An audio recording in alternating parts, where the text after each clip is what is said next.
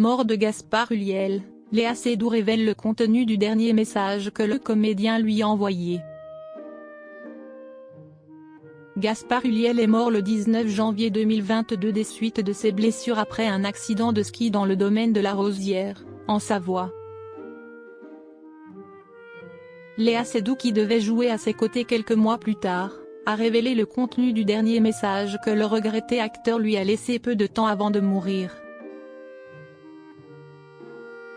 Si est une terrible nouvelle que l'on avait apprise en janvier 2022. Gaspard Ulliel avait été victime d'un grave accident de ski dans le domaine de la Rosière, en Savoie, et avait succombé à ses blessures des suites d'un traumatisme crânien. L'acteur de 37 ans laissait alors derrière lui son fils, Orso, âgé de seulement 6 ans à l'époque. Les hommages avaient alors afflué, dont un lors de la 47e cérémonie des Césars, à l'Olympia en février de la même année.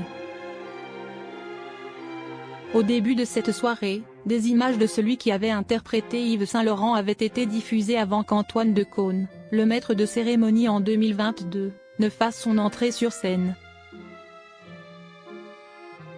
Xavier Dolan, qui avait dirigé le comédien dans Juste la fin du monde en 2016, avait également dit quelques mots au micro de France Inter au sujet de la terrible disparition de son ami. « Je pense à lui tout le temps. Je pense à lui constamment en fait. J'ai de la difficulté à. Il est très tôt, ça va prendre énormément de temps avant d'accepter. D'accepter ce départ. Si est-il inconcevable. Je rêve souvent de lui. Je pense toujours à lui, je pense à sa famille aussi, je pense à son fils, à son talent, à sa beauté, avait-il déclaré en février 2022.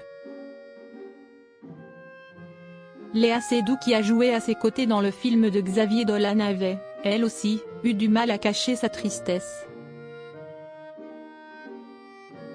C'était un message extrêmement gentil. Elle avait confié quelques jours après la mort de Gaspard Ulliel à nos confrères de Libération: « Je suis sous le choc, ça me paraît irréel, on devait tourner ensemble en avril prochain. On avait tourné à 2 reprises ensemble, dans Saint-Laurent-de-Bonello et Juste la fin du monde de Dolan. J'étais ravie de le retrouver. »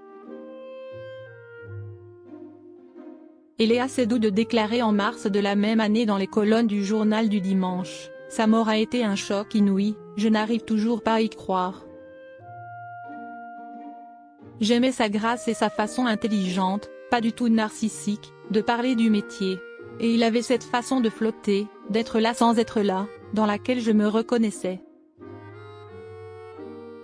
Dans une interview accordée aux médias indiens ou ailleurs, elle s'est souvenue du dernier message que lui avait laissé son partenaire de jeu avec qui elle devait jouer dans La Bête. « Le dernier message que j'ai eu de lui, la dernière fois que j'ai entendu sa voix, c'était après France, le film que j'ai fait avec Bruno Dumont, » a-t-elle débuté.